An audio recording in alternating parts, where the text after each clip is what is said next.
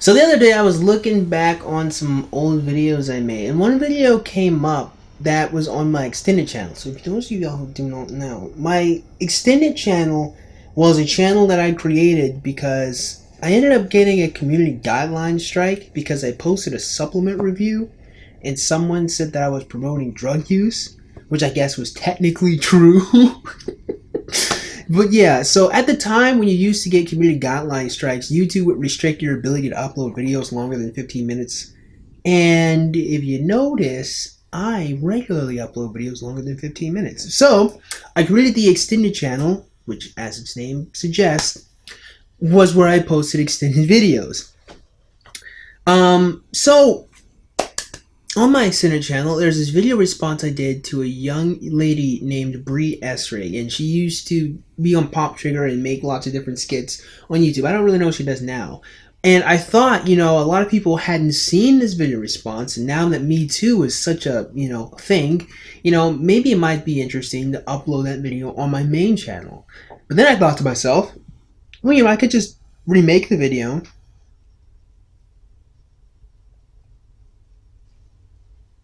This is a quick trigger warning. We're going to be talking about some highly sensitive sexual stuff, sexual assault, abuse, rape, things like that. So if you are not comfortable, please click off of this video because I am going... Well, there you go, folks. Now you know what we're getting ourselves into. So, here's the thing, number one. I'm going to be skipping some parts in this video. Mostly because it is superfluous to what I'm going to really be discussing, and also because I've kind of already done this video response before, and I feel like what's more important is to highlight what I feel, where my feelings are different now, rather than like going point by point. So yeah. So her first couple of minutes is just kind of her setting the stage, and we're just gonna jump into the main story, the main first story, because she's got 3 that she's going to be telling us. Happened last September. I was living by myself in a 1-bedroom apartment in a fairly large apartment complex, and honestly I didn't really know any of my neighbors at all. Everyone just kind of passed by, and I for some reason met my next door neighbor when we were walking down the street, and he said that he had seen me around, and something I could tell was off about him. Basically, she saw that he was unattractive. That is what indicated that there was something off about him. He did not look good. Now, this is actually going to become a very important point later in the video, so keep that in mind. Just like the way he was walking and slumped over, and I just knew. You just know, like, you have always trust your gut, guys, seriously. My dog would bark at him every time we saw him on the street. There was just something off. You really gotta trust in the fact that you're not attracted to people. That's gonna tell you that they're a bad guy. Just, you ever see Morton Joe from Mad Max? He's ugly. That means he's bad. Right next door to me, literally like a door over, okay? So I did not know that before, and he started popping up more and more, and he would ask me to hang out with him, and I would always say, oh, you know what, I'm really sorry, I'm just busy, I can't really hang out, and making excuses like I have a boyfriend even though I didn't. I want to take a moment to highlight this because this is a very common pattern with young ladies, and particularly white women. White women are incredibly passive, and you would have heard me say that numerous times on my channel if you're a regular subscriber, but it's true. A lot of white women, they're very non-confrontational, and they don't really do well under duress, and for this or that reason. And of course it's not all white women, but it's a lot of white women. And just the simplest form of confrontation, which is this, as in, hi, I'm attracted to you, like brass tacks, I'm attracted to you. A lot of women, maybe I can extend this to women too, but they don't really know how to handle it when people they're not attracted to are attracted to them. And it's not really so much out of any degree of kindness that a lot of women put off excuses. It's more fear of actually having to deal with the ramifications of their actions. So what am I saying? It's all just a really roundabout way of saying a lot of women will make excuses in order to reject a guy, hoping that the guy will understand that it's a rejection, rather than actually rejecting him because, you know, one, there's no confrontation with, hey, I'm doing something, you know, there's no confrontation with an excuse. I mean, I guess maybe you can try to call it on her bullshit, like, no, you're not going to the dentist on Friday, but I mean, most people will kind of take your word that you probably are busy, and if a guy is trusting or accepts that the girl is busy, the conversation kind of ends there. Hey, you want to hang out? Oh, no, I got something to do on Saturday. I got to go pick up my mom from the airport. Most guys aren't going to investigate if the bitch really went to the airport. And that's really what it is. Now, the real problem here is that, honestly, this whole situation that's going to occur with Bree really could have just ended with, I'm not attracted to you. Sorry. I mean, and that could have ended it. I mean, you'll see what, you're going to see what's going to happen. Don't worry. Stuff like that. And so, which I shouldn't have had to do. Due to the fact that the nigga was ugly, he should have instantly realized that someone as beautiful as you would never give him the time of day. Correct, Bree? What the fuck you mean it's not something you should have? You're right. You should have just told the nigga that you weren't attracted to him. You should have just told him that you didn't want to hang out. I don't really know why you... Okay, I know why you did. I just explained why you didn't. You're a passive white woman. But I mean, I just don't get that It isn't something that I should have had to do. Excuse me? Like, you're attractive. Like, people are going to be trying to put their dicks inside of you. I don't really... That just kind of comes with the territory, Bree. I would say I'm sorry, but I'm not.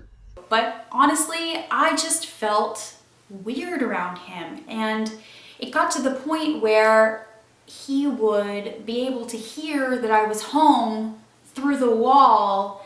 And so he would come over to my apartment and knock on the door. And I would sit in my kitchen holding a knife, pretending not to be home, because he would knock and then wait. 2 minutes would go by. Then I would hear a knock again, and it would just go on until eventually I had to answer the door and say, I'm really busy right now, sorry. In a world where a woman just tells a nigga that she doesn't want to have sex with him, all of these confusing, terrifying situations will exist no longer. I mean, genuinely, honestly, it just kind of strikes me that if you just...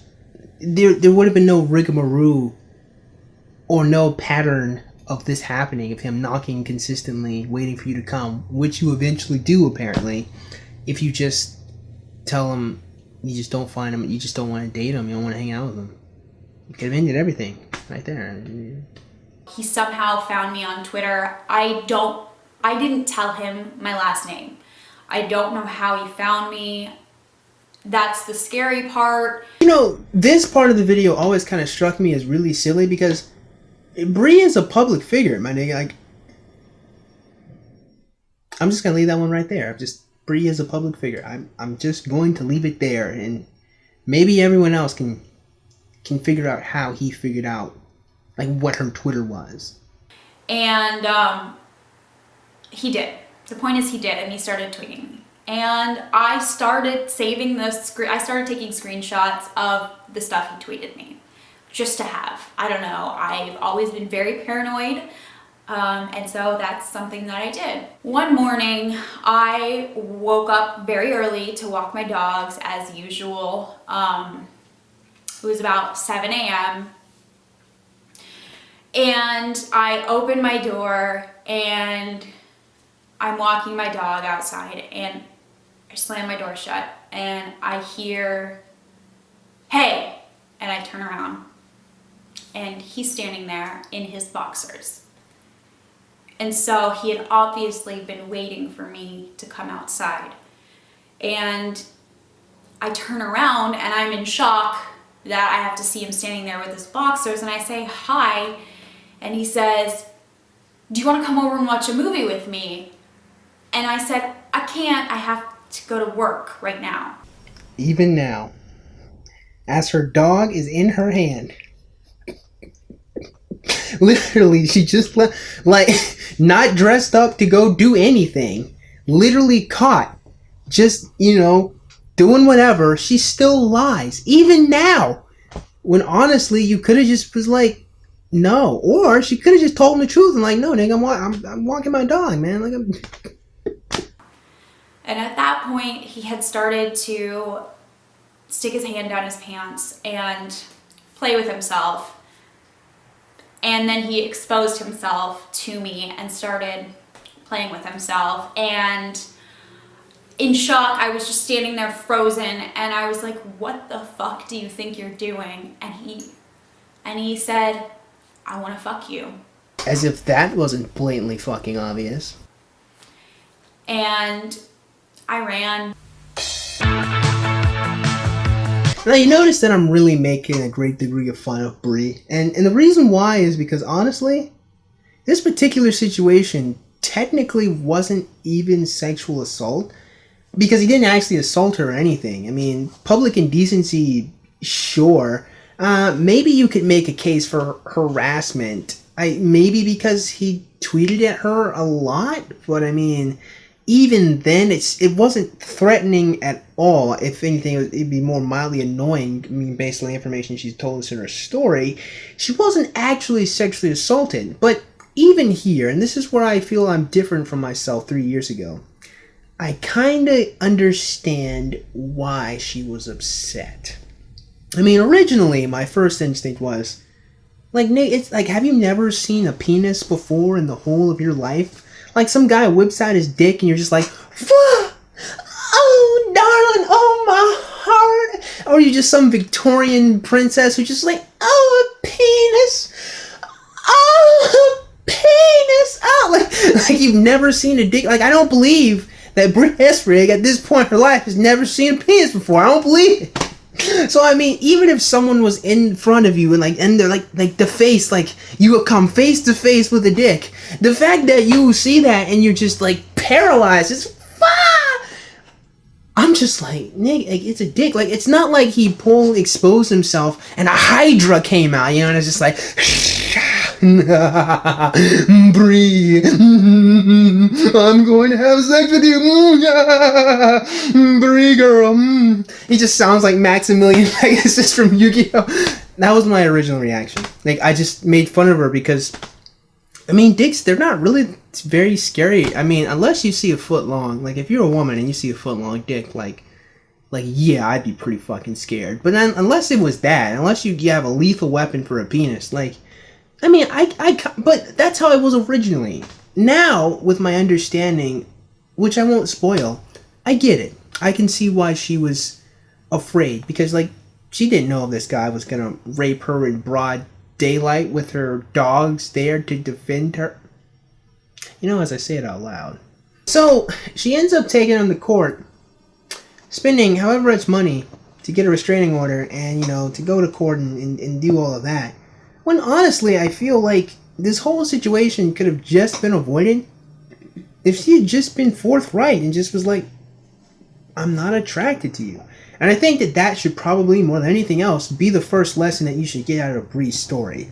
I mean, this entire situation could have been avoided. The guy never said anything particularly threatening to her. In fact, as she said herself, the guy was pretty, remorseful and sorry for what he did. Obviously, he was creepy. Maybe he was somewhat autistic. I don't really know. But apparently, he wasn't able to pick up on the cues. Now, most people understand that when women make excuses that they're rejecting you, like as men, we have to pick that shit up because it happens to us so often, and the girl never texts us back. But maybe he just didn't pick up on that because he's just socially awkward, or maybe he just was really trusting, or maybe he just didn't get the fact that she just didn't want to see him. Who knows? But honestly, unless there was a direct confrontation, which we already know she was too afraid of, I honestly can't really fault the guy as really being malicious or bad or even threatening enough to take him to court. I do feel that was a bit of an overreaction from her part, especially considering that, once again, this whole situation seems to have just been solved. She just would have told the nigga that she didn't like him. But this is what kind of springs up her other two stories that actually happened in the past. I want you guys to pay attention to the next one, because the next one is actually really interesting. Stuff I had blacked out. This leads me to the second sexual assault, which I didn't realize was assault at the time, because I was dating this person and we had already been sexually active together. One day we were hanging out and he said, "Hey, come here, I want to show you something." And he brought me into a dark room, and I don't want to get graphic here, but he did something sexual to me. Let's just say my clothes were on, and he did something sexual to me. Now, 3 years ago when I first made this video response, I was a bit obtuse. I didn't really get what she was implying, and I made the guess that she was talking about fellatio. Of course, now that I am wiser, it is fairly obvious she was talking about sucking his dick. And more than that, she also confirmed it in the comment section later on. So, the act that she performed was indeed fellatio. She sucked his penis. Now, this was really interesting to me because I just kind of from my first common sense approach was like, how do you force someone to suck your dick? Because I don't know about you, but I mean that's a dangerous game. You know, forcing your penis into an orifice that's literally rolled with bone. Some of that bone being particularly sharp. I'm just saying that just doesn't really seem like something someone would do. It doesn't really seem like someone would be able to forcibly penetrate your mouth when you've got bone and the natural part of your body clicks one part of that mandible to the... I'm blatantly explaining what I'm trying to... Basically, I don't see how you could force someone to suck your dick when the woman can just straight bite the thing off. Now, I guess to be fair, which again is what I would have said 3 years ago, no one really wants to bite a dick off.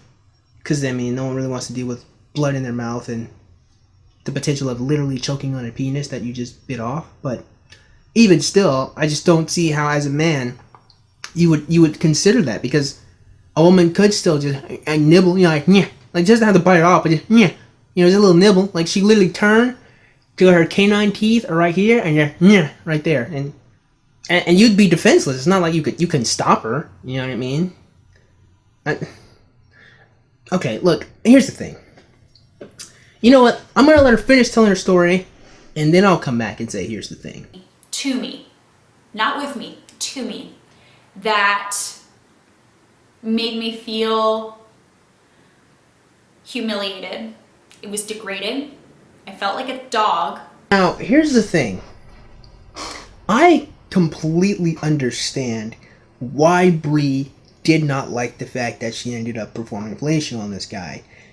Now, the next part of her video is just kind of her justifying why she did it, And in fact, let's just play that. And because I was dating him, in my head, that was my excuse. Like, my excuse was, oh, you're dating him, and that's what you do in relationships. It's about compromise. Just because you're not feeling into it doesn't mean you can't neglect his need. I'm not anti-man. I'm really not. I love men. But there is this thing about society that I know I grew up, and this is not my parents' fault, but I grew up with the notion that you have to please your man in the bedroom. Now, this is just her excusing why she accepted putting the dick in her mouth. But honestly, even though she really wasn't sexually assaulted, she just kind of consented to something she didn't really want to do. And considering the fact that you can't read minds, you don't really know that. I get it. In fact, I understand her humiliation and her frustration at sucking a dick so much that I oftentimes tell people I don't even want to get my dick sucked because I know it's very humiliating to women. That's how much I empathize with Bree. Even though I know some niggas gonna make fun of me, because people have, throughout the course of my life, because I say I don't want a woman to suck my dick because I understand that it can be humiliating to her. That is just how much I understand where she's coming from and just how much I empathize with her. That being said, she technically wasn't sexually assaulted. It really wasn't assault because, once again, as she explains herself, not directly but indirectly, she convinced herself to allow this action to happen to her. And while it makes total sense that she's frustrated by it, and I completely understand why she didn't want to do it, and I really honestly think that, I really get it, I just don't think that it's right to say she was sexually assaulted in this situation. It sounds like she did something that she didn't want to do and she regrets it. And if that's technically sexual assault, well then, that definition of sexual assault is disgustingly broad. But it is a definition people use nowadays, so I mean, you know. She wasn't really assaulted. The guy didn't force her to do anything. She did it of her own will. Did she like it? No. But did he commit a crime? I can't really say he did. I just understand why Bree is frustrated. Now, this last story is technically the first. Bree actually tells her experiences in reverse chronological order.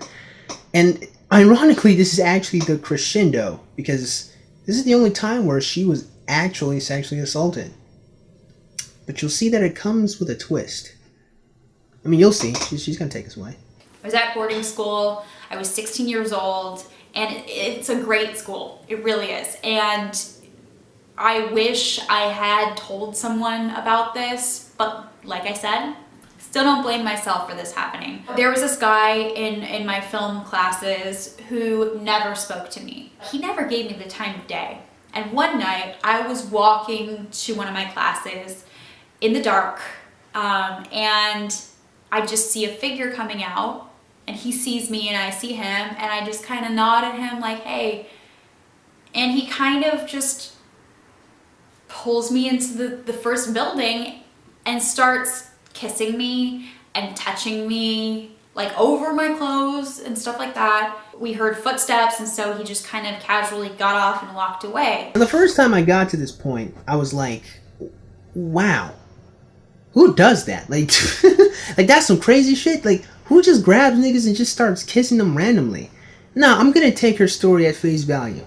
I'm gonna accept that this guy literally just didn't talk to her and just randomly grabbed her and just started making out with her. That it was just something that he did, I guess. With full acceptance that that is just something he does, there's a really big problem with how she framed this story. And that is, this is a story of her being sexually assaulted. But the word she used to describe what happened when people came up to see her and him was... We heard footsteps, and so he just kind of casually got off and walked away. We is not a word used to describe an action taking place against you. We is a word to describe a collaboration between two people. In other words, it doesn't really sound like she was actually being assaulted at this moment in time if she considered herself and this guy as a unit who had to collectively remove themselves before they got caught. But more so, what really convinces me of this being the case is literally the next sentence she says. And I remember thinking, wow, somebody likes me. But that wasn't right. And you want to know something? She's right. She's right that that wasn't right. Honestly, that is just not some shit that I really could condone anyone doing. The only problem with it is, well, it worked. The only problem is that literally just grabbing Bree and just bringing her into a building and just randomly kissing her, yeah, it kind of seems like she enjoyed it, because her first thought was, what was this? Wow, somebody likes me. This is kind of a really dark topic that I'll probably scratch probably sometime in the near future. I'll definitely talk about it in the near future. But I do think that it is something important to highlight here. Not just because she framed this story as her being sexually assaulted, which she technically was, but what's scarier still is the fact that she was sexually assaulted and she actually liked it. She's going to continue. Because he did it again. We were in one of the editing bays working on one of the films, and he did the same thing. Someone had left the room, and he pushed me up against the wall and started kissing me and touching me outside my pants and touching that area. Somebody had started jiggling on the door handle. It was my friend, and she walked in and he got off of me and he left. I was left just standing there like nothing had happened. I'm gonna end the video here and wrap us up, because you'll notice, I want you guys to notice something really interesting. I want you guys to notice that literally the situation where she was not actually sexually assaulted, which is the first story, was the situation she didn't like. The reason why is because she found the guy unattractive. Like, she's not going to say it because she wants to look like a nice person, but, you know, I see through the lies of the Jedi. I mean, come on, like, I see through the BS. Like, you didn't think the guy looked good. But in the story where she actually was sexually assaulted, When the guy literally did come out of nowhere and grab her and start molesting her, she liked it. And the reason why is pretty simple. It's because she found the guy attractive. Now, this is what I've always found to be really terrifying about the whole Me Too thing, and something that I think a lot of people do not take into consideration about incels. Now, she made this video 3 years before, like, incels blew up and made all their black pill videos, and lots of people made all their forum posts making fun of incels. But she confirmed something dangerous about what incels have been saying about women, and that is, when they're sexually attracted to you, they will let you do shit that normal people can't get away with. This nigga walking up, grabbing her and kissing her is just not some shit that normal people can and should really be able to get away with. And I'm not saying that the guy who revealed his penis to her should have gotten away with it. He really shouldn't have. And I understand, like, why she reported him and everything. Do I still think the situation could have, like, been fixed if she had just, like, outright rejected him? Absolutely. But I get it. Like, I do get it now that I'm older. But that being said, it's still really curious to me that literally the time she actually was sexually assaulted was the time she actually liked it. And her first thought was, wow, someone likes me. It is a really dangerous thing to keep, like, it's really dangerous. Like, and this is really what I get to about the whole Me Too thing as well. Like, you'll notice that at the time, Bree was fine with this guy grabbing her and kissing her. Excuse me. Years later, now that she thinks back to it, now it's a problem. Now it's an issue. Now it's not right. At the time it was fine. She liked it. But now it's a problem. But no, it's not now it's a problem. It was always a problem. And honestly, a lot of the things about Me Too looks like a lot of the times these girls are accepting the advances that a lot of these famous or popular people are giving them. And they're just looking back at it and saying, well, now I regret it because now I feel humiliated. And now because I look like a whore or a slut or whatever. And that is one of the biggest reasons why I hate Me Too. And why I think I should remake this video. Kind of highlight one of the best examples of Me Too before Me Too was even a thing. Honestly, Bree Essrig, if you ever watch this video, thank you for creating it. Thank you for telling your stories. You may have not gotten the impact you're trying to get, but I think you did the world a much better service than what you were originally trying to do. I think in the next video, I'm going to go over what she says in the end, because she has this big wrap up, and I want to look back at that a second time. So, if you guys stay tuned to this whole video, thank you. So with that being said, man, I just hope you guys enjoyed today's video, and if you did, man, go ahead and click that like button. Shoot, go and click that subscribe button. Comment in the comment box below, and as always, you guys have yourselves a great day. And I'll see you cool cats soon. Adios.